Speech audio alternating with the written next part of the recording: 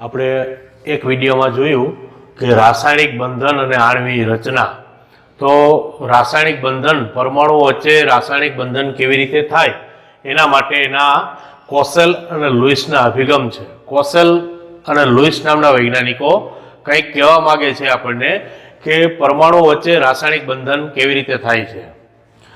તો ઇલેક્ટ્રોનના સંદર્ભમાં રાસાયણિક બંધ વિશેની સમજૂતી આપવા માટે ઘણા બધા વૈજ્ઞાનિકો મહેનત કરી. એમાં કોસેલ અને લુઈસ નામના વૈજ્ઞાનિકોએ ઈસવીસન 1916માં સંતોષકારક રીતે રાસાયણિક બંધન માટેની સમજૂતી આપી. તેને સૌ પ્રથમ તો સંયોજકતા વિશેની માહિતી, સંયોજકતા વિશેની તર્કબદ્ધ સમજૂતી એ ઉમદા વાયુની નિષ્ક્રિયતા ઉપર આધારિત એને સમજૂતી આપી સંયોજકતા વિશેની. સંયોજકતા એ ખરેખર કોઈ પણ પરમાણુની અંદર ઇલેક્ટ્રોન ગુમાવે કે મેળવે ત્યારે એની ઉપર જે પ્લસ ઓર માઇનસ ચાર્જ ઉદ્ભવે છે એને આપણે મૌખિક રીતે સંયોજકતાની વ્યાખ્યા આપી શકીએ. ત્યાર પછી લુઈસ નામના વૈજ્ઞાનિકે એવું જાહેર કર્યું, એવી વાત કરી કે લુઈસે એવું જાહેર કર્યું કે પરમાણુને એક ધનભાર ધરાવતો કર્નલ તરીકે ગણ્યું. પરમાણુને એક ધનભાર ધરાવતો પરમાણુ કર્નલ તરીકે ઓળખવું.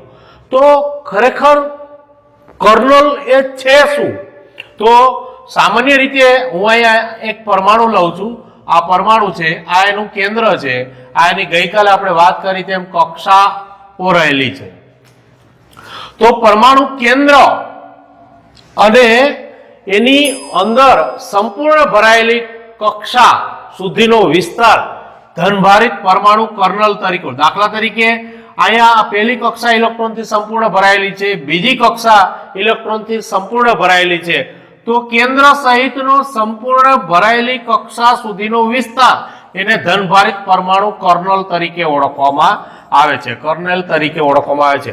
પછી જે સંયોજકતા કક્ષા છે એને કર્નલ તરીકે સ્વીકારવામાં આવતી નથી.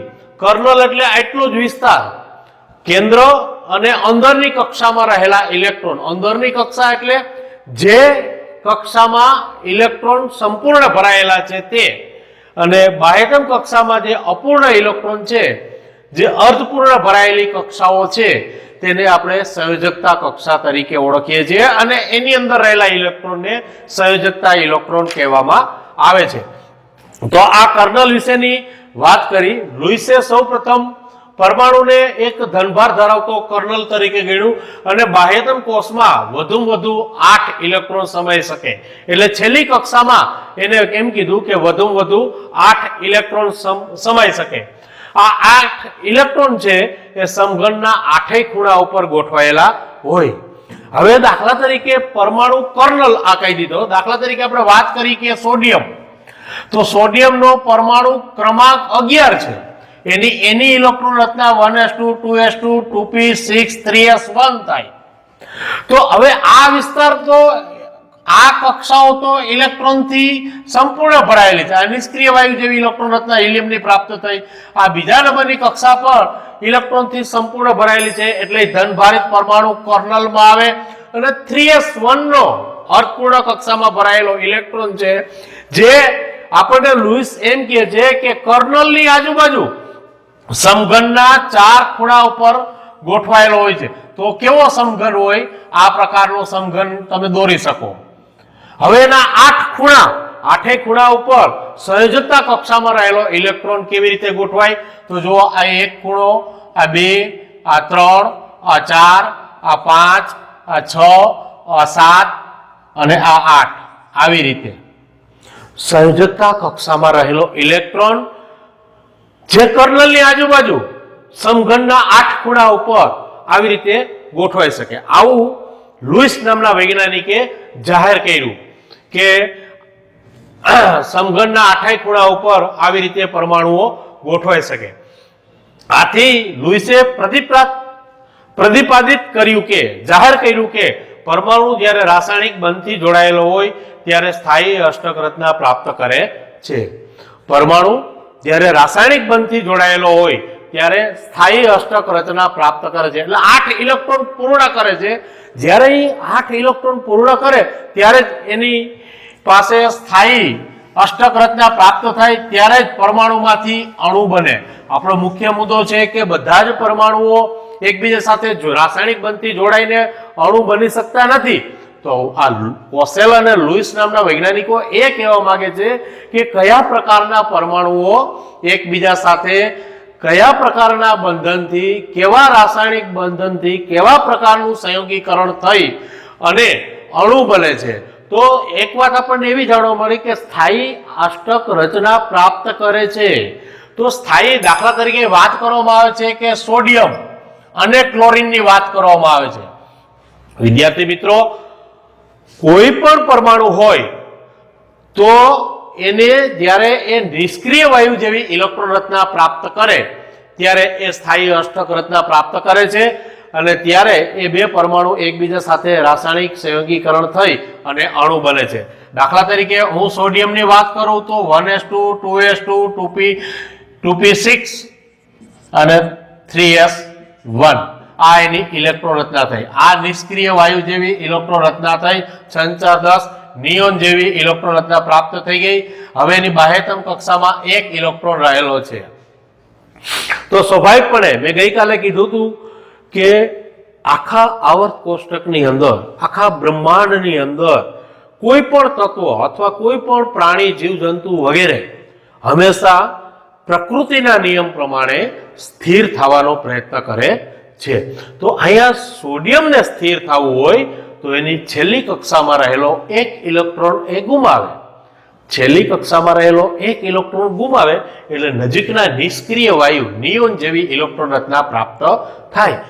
જો નિયોન જેવી ઇલેક્ટ્રોન રચના પ્રાપ્ત થાય તો નિયોન તો એ રાસાયણિક રીતે નિષ્ક્રિય છે એટલે કે એ સ્થિર છે.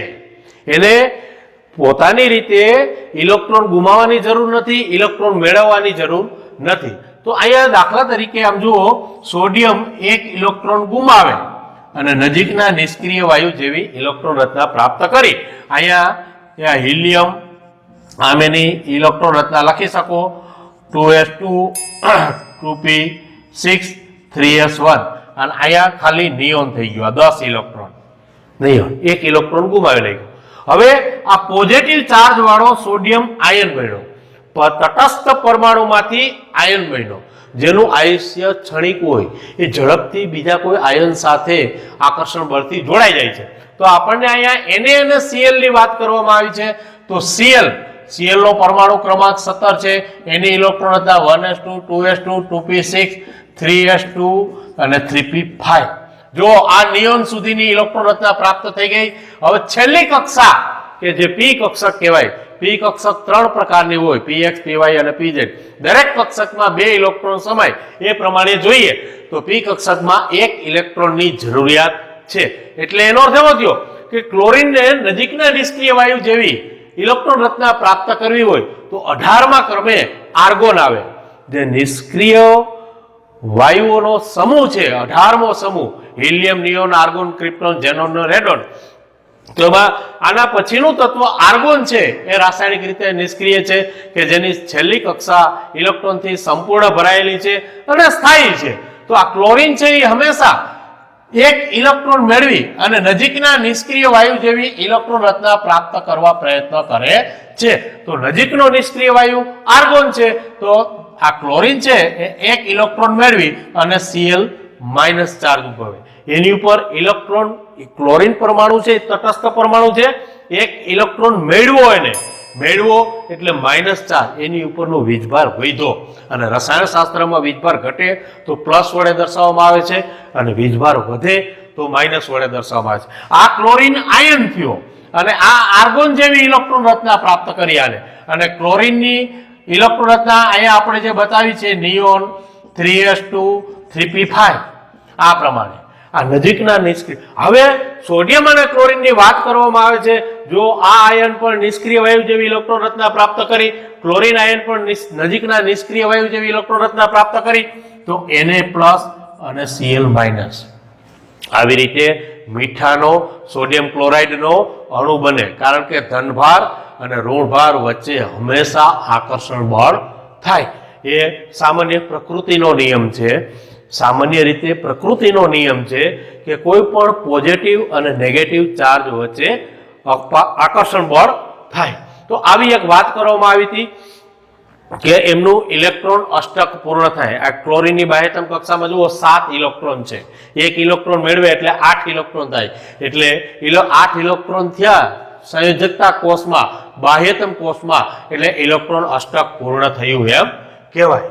હવે બીજી વાત કરે છે, તે જ રીતે Cl2 H2 F2 ઇલેક્ટ્રોન યુગ્મની ભાગીદારીથી જોડાય છે. આ જ પ્રકારે બીજા ઉદાહરણ પણ તમે લઈ શકો.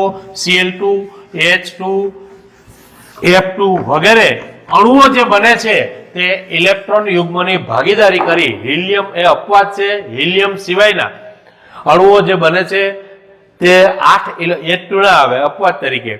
તો Cl2 F2 વગેરે ઇલેક્ટ્રોન યુગ્મની ભાગીદારી કરી અને અષ્ટક રચના પ્રાપ્ત કરે છે. તો લુઈસે આ પ્રમાણે વાત કરી છે, બરાબર, કે સંયોજકતા કોષમાં રહેલા ઇલેક્ટ્રોન છે એ જ રાસાયણિક બંધ બનાવવામાં ભાગ લે છે.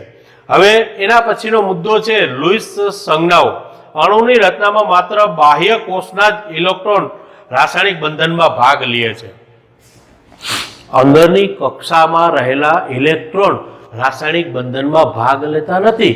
એનો અર્થ એવો થયો કે ધન ભારિત કેન્દ્ર અને સંપૂર્ણ ભરાયેલી છે તે કક્ષા. આમ તમે વાત કરો તો આ 2 નંબરની કક્ષા સુધી સંપૂર્ણ ભરાયેલી હતી. તો આ કર્નલ તરીકે ઓળખવામાં આવે છે એટલો વિસ્તાર. તો આ કક્ષા, બીજા નંબરની કક્ષા જે ઇલેક્ટ્રોનથી સંપૂર્ણ ભરાયેલી છે તે રાસાયણિક સંયોગીકરણમાં એટલે કે રાસાયણિક બંધ બનાવવામાં ભાગ લેતી નથી. માત્ર બાહ્યતમ કોષમાં રહેલા ઇલેક્ટ્રોન એટલે કે છેલ્લી કક્ષામાં રહેલા ઇલેક્ટ્રોન, જેને સંયોજકતા કોષ કહેવામાં આવે અથવા બાહ્ય કોષ કહેવામાં આવે. કોષ એટલે કક્ષા. કક્ષા એટલે આપણે જે આ રાઉન્ડ કાલ્પનિક ચિત્ર આખું ઊભું કરેલું છે તે આ 1 નંબરની કક્ષા, આ 2 નંબરની કક્ષા, 3જા નંબરની કક્ષા, એમાં 4થા 5મા નંબરની કક્ષાઓ જે પ્રમાણે પરમાણુ હોય એ પ્રમાણે કક્ષાઓ કાલ્પનિક નક્કી કરવામાં આવેલી છે. તો બાહ્યતમ લુઈસ સંજ્ઞાઓ. હવે પરમાણુમાં જે સંયોજકતા કોષના ઇલેક્ટ્રોન છે એને કેવી રીતે દર્શાવવા એના માટે લુઈસ નામના વૈજ્ઞાનિકે સંજ્ઞાઓ આપેલી છે. તો એને પહેલી વાત તો એમ જ આપણને કરી દીધી કે માત્ર તમારે સંજ્ઞા તરીકે દર્શાવવા માટે છેલ્લી કક્ષામાં રહેલા જે ઇલેક્ટ્રોન છે એને જ દર્શાવવા, અને સંયોજકતા ઇલેક્ટ્રોન તરીકે ઓળખવામાં આવે છે. અંદરના ઇલેક્ટ્રોન બધા સુરક્ષિત છે એટલે એને કાંઈ દર્શાવવાની જરૂર રહેતી નથી. એ બંધ બનાવવામાં ભાગ લેતા નથી. માત્ર પરમાણુઓની સંયોગીકરણની પ્રક્રિયાથી અણુ જે બને છે એમાં બાહ્યતમ કોષમાં રહેલા ઇલેક્ટ્રોન જ ભાગ લે છે. તો આવી સંજ્ઞાઓને બિંદુ તરીકે નિરૂપણ કરી અને લુઈસ નામના વૈજ્ઞાનિકોએ આપણને આપેલી છે. તો દાખલા તરીકે હું એમ કહું, આપણી બુકમાં જે આપેલ છે તે પ્રમાણે બીજા આવર્તની અંદર રહેલા તત્વો lithium, beryllium, boron, carbon, nitrogen, oxygen, fluorine અને નિયોન, આ બીજા આવર્તની અંદર રહેલા તત્વો. અને સમૂહ તરીકે તમે લ્યો તો આ પહેલા નંબરનો સમૂહ, આ બીજા નંબરનો, આ ત્રીજા નંબરનો, આ 14, 15, 16, 17 અને 18 આવર્ત તરીકે તમે લ્યો તો આ બીજા આવર્તના તત્વો છે. હવે આને આપણે લુઈસ સંજ્ઞા વડે કેવી રીતે દર્શાવો? વિદ્યાર્થી મિત્રો, પરીક્ષાઓની અંદર મેં જેમ તમને ક્વોન્ટમ આંકનો પ્રશ્ન ગયા એક વિડીયોમાં ક્વોન્ટમ આંકની મદદથી જી અને નીટની અંદર સેટ ગોઠ, હમણાં એકમ કસોટીમાં સેટ વિશે કયો સેટ સાચો છે એવો પ્રશ્ન છે, મેં એની જ વાત કરી હતી કે આ જી અને નીટમાં 4 માર્કનો પ્રશ્ન આવી શકે અને આપણી એકમ કસોટીમાં એવો એક પ્રશ્ન પૂછાણો છે. એમ અહીંયા પણ 11 સાયન્સની અંદર તમને કોઈ પણ તત્વો આપી દઈએ, 20 સુધીનું સામાન્ય રીતે આપણા અભ્યાસક્રમમાં હાઇડ્રોજનથી ઝિંક સુધી 30 તત્વોનો સમાવેશ થાય છે. તો એમાંથી તમને કોઈ પણ તત્વ આપી દઈએ કે એને લુઈસ સંજ્ઞા વડે દર્શાવો તો તમારે કેવી રીતે દર્શાવવાનું થાય? જો વિદ્યાર્થી મિત્રો, આ લિથિયમ લ્યો, કોઈ પણ તત્વને લુઈસ સંજ્ઞા વડે દર્શાવવું હોય તો કઈ રીતે દર્શાવાય? લિથિયમનો પરમાણુ ક્રમાંક 3 છે એટલે એની કક્ષાની અંદર ઇલેક્ટ્રોન 1s2 2s1 આવે. આ પહેલી કક્ષા ઇલેક્ટ્રોનથી સંપૂર્ણ ભરાયેલ છે. હિલિયમ જેવી ઇલેક્ટ્રોન રચના પ્રાપ્ત કરે, નજીકના નિષ્ક્રિય વાયુ જેવી. બાહ્યતમ કોષમાં રહેલા ઇલેક્ટ્રોનને જ લુઈસ સંજ્ઞા વડે દર્શાવાય, જે સંયોજકતા ઇલેક્ટ્રોન તરીકે ઓળખવામાં આવે છે. તો બાહ્યતમ કોષમાં એક ઇલેક્ટ્રોન છે એટલે લુઈસે એમ કીધું કે એને બિંદુ વડે દર્શાવી દો. લિથિયમ પછી બેરિલિયમ, એનો પરમાણુ ક્રમાંક 4 છે, 1s2 2s2. તો બેરિલિયમમાં 2 ઇલેક્ટ્રોન થાય. આ નજીકના પૂર્ણ ભરાયેલી કક્ષા એટલે આને દર્શાવવાની જરૂર નથી, અંદરની કક્ષા કહેવાય. જે પરમાણુ કર્નલમાં આ કક્ષાનો સમાવેશ કરવામાં આવેલો છે. બાહ્યતમ કોષમાં 2 ઇલેક્ટ્રોન છે એટલે લુઈસે એમ કીધું કે એને 2 બિંદુ વડે દર્શાવો. લિથિયમ બેરિલિયમ પછી બોરોન, જેનો પરમાણુ ક્રમાંક 5 છે, 1s2 2s2 2p1. તો છેલ્લી કક્ષામાં 3 ઇલેક્ટ્રોન રહેલા છે એટલે બોરોનને આવી રીતે 3 ઇલેક્ટ્રોન વડે દર્શાવો. એ રીતે કાર્બન, જેનો પરમાણુ ક્રમાંક 4 છે, 1s2 2s2 2p2. આ છેલ્લી કક્ષામાં 4 ઇલેક્ટ્રોન છે તો એને 4 ઇલેક્ટ્રોન વડે આમ દર્શાવો. નાઇટ્રોજનની બાહ્યતમ કક્ષામાં 5 ઇલેક્ટ્રોન આવે તો આમ દર્શાવો. ઓક્સિજનની બાહ્યતમ કક્ષામાં 6 ઇલેક્ટ્રોન આવે.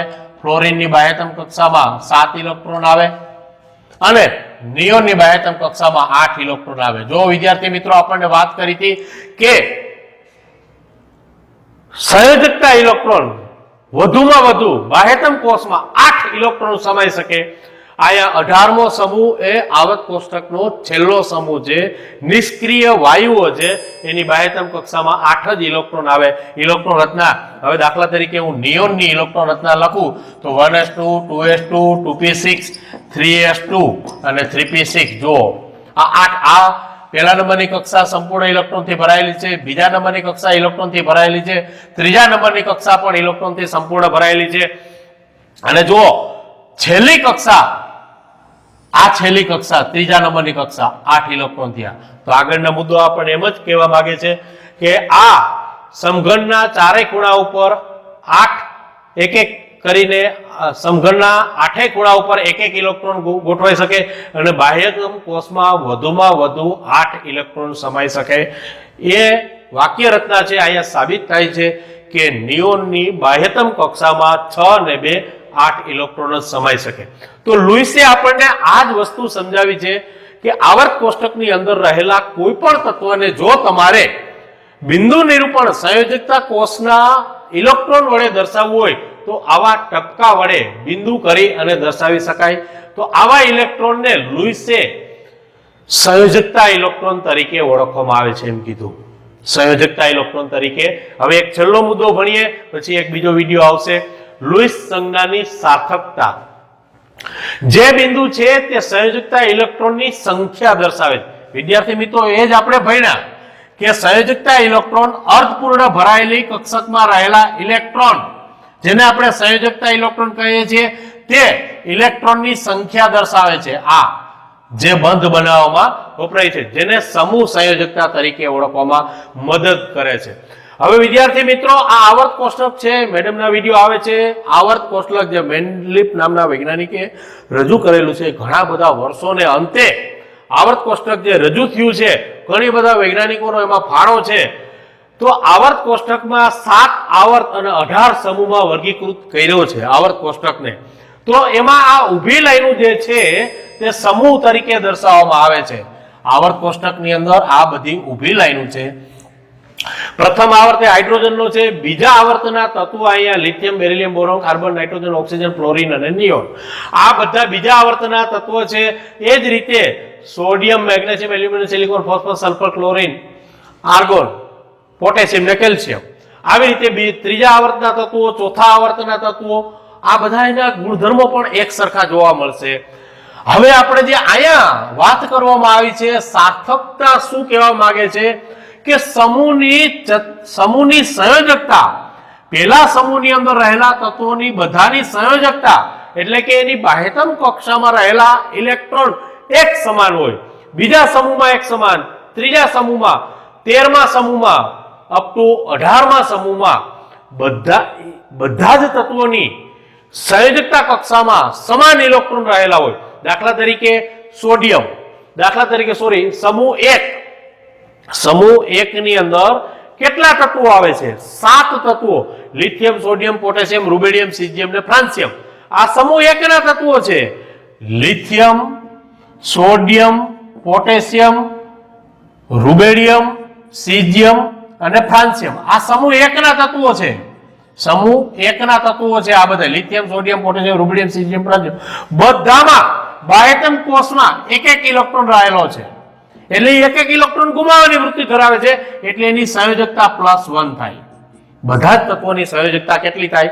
+1. તો આપણને લુઈસ સંજ્ઞાની મદદથી એ ખબર પડે સમૂહ સંયોજકતા તમે કેવી રીતે સામાન્ય રીતે 8 માંથી બાદ કરીને મેળવવામાં આવે. પણ અહીંયા લુઈસ સંજ્ઞા ઉપરથી એ સાબિત થાય છે કે આવર્ત કોષ્ટકની અંદર રહેલા અપવાદ સિવાય આવર્ત કોષ્ટકની અંદર રહેલા બધા તત્વોની સંયોજકતા સમૂહ સંયોજકતા એક સરખી હોય. એના માટે આપણે સમૂહ 1 નું ઉદાહરણ લીધું કે સમૂહ 1 ના તત્વો છે એ lithium, sodium, potassium, rubidium, caesium ને ફ્રાન્સિયમ.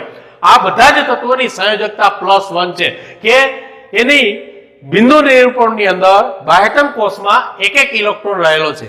હવે લિથિયમ છે, સોડિયમ છે, પોટેશિયમ છે, રૂબિડિયમ છે, સીઝિયમ છે, ફ્રાન્સિયમ છે એ એક એક ઇલેક્ટ્રોન ગુમાવે એટલે નજીકના નિષ્ક્રિય વાયુ helium, neon, argon, krypton, xenon અને રેડોન આવા નજીકના નિષ્ક્રિય વાયુ જેવી ઇલેક્ટ્રોન રચના પ્રાપ્ત કરે છે.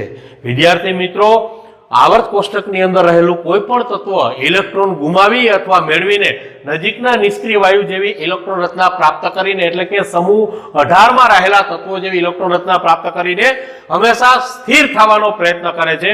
તો સમૂહ 1 ના તત્વોની બિંદુ નિરૂપણની અંદર એક એક ઇલેક્ટ્રોન જે રહેલો છે એ એક એક ઇલેક્ટ્રોન ગુમાવીને લિથિયમ, હિલિયમ જેવી ઇલેક્ટ્રોન રચના પ્રાપ્ત કરે, સોડિયમ નિયોન જેવી, પોટેશિયમ આર્ગોન જેવી, રૂબિડિયમ ક્રિપ્ટોન જેવી, સીઝિયમ ઝેનોન જેવી અને ફ્રાન્સિયમ છે રેડોન જેવી ઇલેક્ટ્રોન રચના પ્રાપ્ત કરી અને સ્થિર થવાનો પ્રયત્ન કરે છે.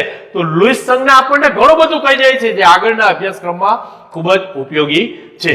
તો હવે પછી કોસેલ અને લુઈસ નામના વૈજ્ઞાનિકોએ આની ઉપરથી શું કહેવા માંગે એના ચારક મુદ્દાઓ આપણે આવતા વિડીયોમાં જોશું.